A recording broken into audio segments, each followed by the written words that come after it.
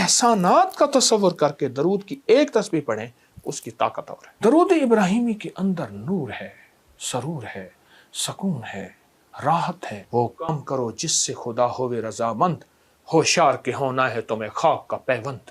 کا میں وہ درود ہوں جو تو اٹھتے پڑھتا تھا، بیٹھتے پڑھتا تھا، سوتے پڑھتا تھا، جاگتے پڑھتا تھا۔ تو درود ابراہیمی۔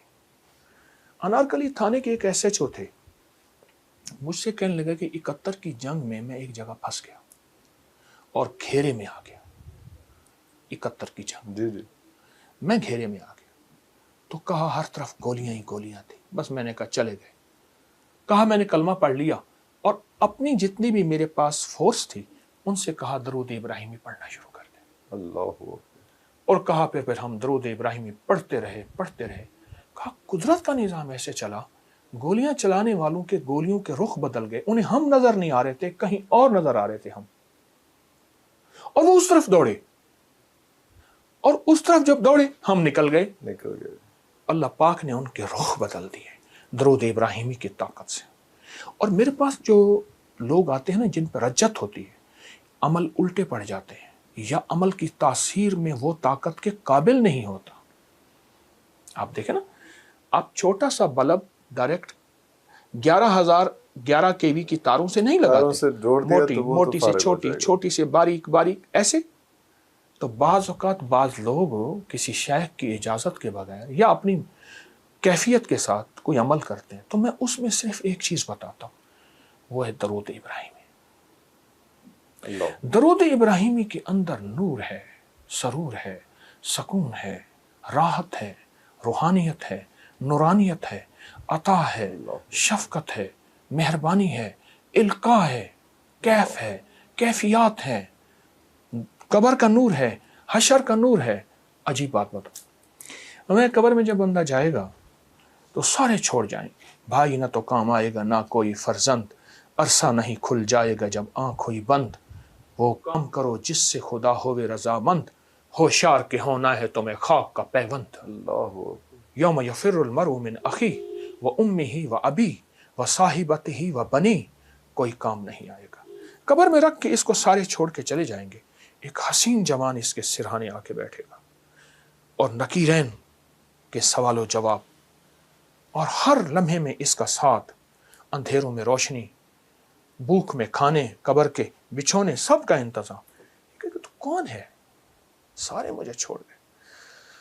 کہا میں وہ درود ہوں جو تو اٹھتے پڑھتا تھا، بیٹھتے پڑھتا تھا، سوتے پڑھتا تھا، جاگتے پڑھتا تھا۔ تو مجھے نہیں بھولا، میں تجھے نہیں بھولا۔ اللہ، ہر لمحہ۔ اجازت ہو ایک اور چیز بتاؤ؟ جی۔ علامہ جلال الدین سیوطی رحمۃ اللہ علیہ نے ایک بات لکھی ہے، فرمایا کہ ایک فرشتہ ہے، اس کے اتنے پر ہیں جتنی ساری مخلوق، آسمانوں کی، زمینوں کی، زمین کے نیچے، آسمان کے اوپر، آسمان کے نیچے، سمندر کے نیچے، اربوں خربوں مخلوق ہے، اس کے اتنے پر ہیں۔ جب فرمایا بندہ درود پڑھتا ہے تو درود جب ختم کرتا ہے تو وہ ایک نور کا سمندر ہے جو اتنا بڑا ہے کہ دنیا کے سارے سمندر قطرہ اللہ کے علم میں ہے، اس سمندر میں ڈبکی لگاتا ہے۔ جب باہر نکلتا ہے تو پروں کو جھاڑتا ہے، ہر پر سے قطرے گرتے ہیں، ہر قطرے سے فرشتہ بنتا ہے، اور ہر فرشتہ قیامت تک اس کی طرف سے درود پڑھتا رہے گا۔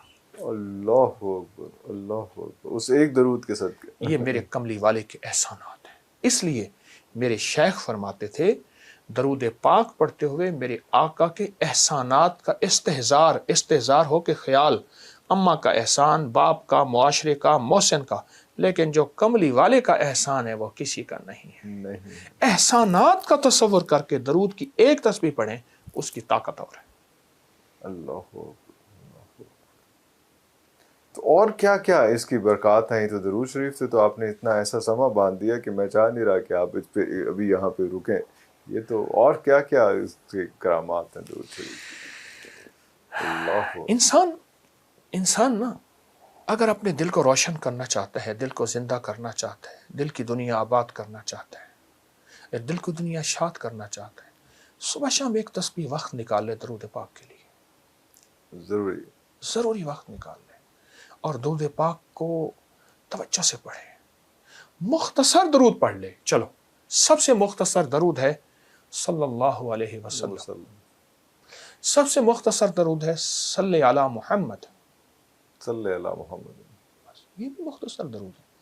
کوئی درود پاک مختصر کر لے. میں ایک عمل بتاتا ہوں آپ کو.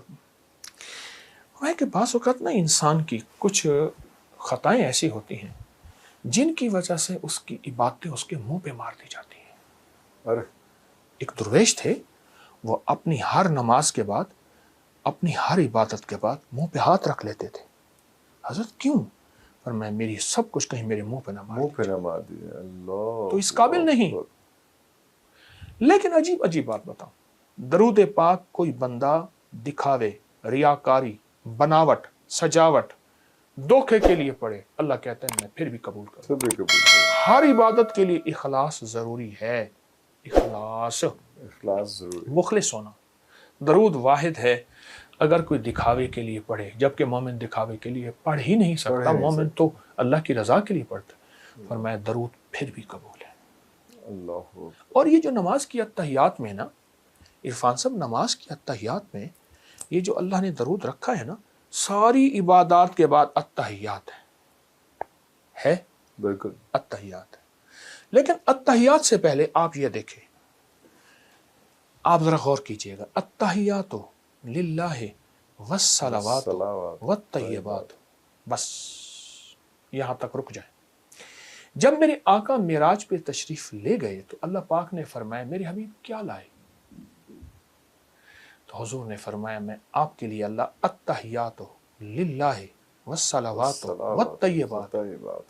تو اللہ پاک نے اس کا جواب دیا السلام علیکم ایھا النبی ورحمۃ اللہ وبرکاتہ. اگلا بھی عجیب سوال جواب دیا. اللہ پاک نے عجیب عطا فرمائی. کیا؟ قیامت تک کے لیے آپ جیسے مجھ جیسے ضعیفوں اور کمزوروں کے لیے بھی اللہ نے ایک عطا کر دی. السلام علینا وعلی عباد اللہ الصالحین. اے میرے حبیب آپ جب جائیں گے نا، آپ کی غلامی کرنے والوں کے لیے بھی میرے سلام ہے. سلام. اللہ اکبر. آپ غور کریں. اچھا اب اس کے بعد اگلی کہانی اور سچی کہانی. التحیات للہ والصلوات والطیبات والسلام علیک ایھا النبی ورحمۃ اللہ وبرکاتہ والسلام علینا وعلی عباد اللہ الصالحین. ٹھیک. اس کے بعد اشہد اللہ پڑھ کے سارا کچھ پڑھنے کے بعد پھر آپ درود پڑھتے ہیں، اور درود آخر میں پڑھتے ہیں. یہ اس بات کی بنیاد ہے کہ ساری عبادتوں پہ قبولیت کی مہر لگتی ہے. اللہ. اور وہ میرے آقا کملی والی کی نسبت کے بغیر نہیں لگ سکتی. نسبت مصطفیٰ، چوکٹ مصطفیٰ کے بغیر نہیں لگ سکتی. اللہ. اچھا حضرت جی، کچھ ایسے بھی جب لاسٹ ٹائم ہم نے پروگرام کیا تھا تو اس میں کچھ لوگوں کا کہا تھا کہ بات کریں، تاکہ بہت لوگ چاہتے ہیں کہ آپ سے بات کرنا چاہیں. تو ہم نے ایک ویب سائٹ بنائی تھی، ایک ساتھ ایک میسیجز کا ایک سسٹم شروع کیا تھا. اس میں بہت سارے لوگوں نے میسیج کیے. ایکیومولیٹو جو ہے کچھ 4 5 6 سوال ہیں جو اگر آپ کی اجازت ہو تو میں آپ سے پوچھ لیتا ہوں، کیونکہ زیادہ مسائل ایک ہی طرح کے. ایک تو یہ ہے کہ تسبیح خود سے آپ کی جو عبقری کی جو آپ کی ویب سائٹ ہے وہاں پہ بہت سارے آپ کے بیان ہیں، سارا کچھ ہے، تسبیحات ہیں.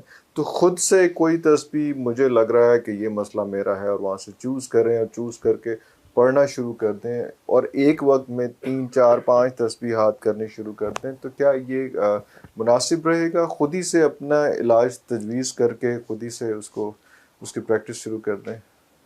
عبقری کی ویب سائٹ پہ علاج تجویز کردہ ہوتا ہے، اس لیے ہر بندہ پڑھ سکتا ہے. ہر بندہ پڑھ سکتا ہے. تجویز کردہ ہوتا ہے. اس کی تعداد بھی، اس کے عدد بھی. اور پھر کوشش یہ ہے میری عبقری کی سائٹ پر ہر عمل قرآن و سنت اور اولیاء اکابر بڑوں کی نسبتوں کے ساتھ ہو، اس لیے ہر عمل کا حوالہ بھی ہے ہمارے پاس، ثبوت بھی ہے، تو وہ بندہ پڑھ سکتا ہے. اور انشاءاللہ وہ تو پوچھنے والے ہیں کروڑوں لاکھوں فیض پا رہے ہیں اور بے بہا فیض پا رہے ہیں. کیوں؟ ایک بات حقیقت ہے، وہی کا فیض قیامت تک رہے گا. قرآن بھی وہی اور فرمان مصطفیٰ بھی وہی، قیامت تک فیض رہے گا اور رہنا چاہیے.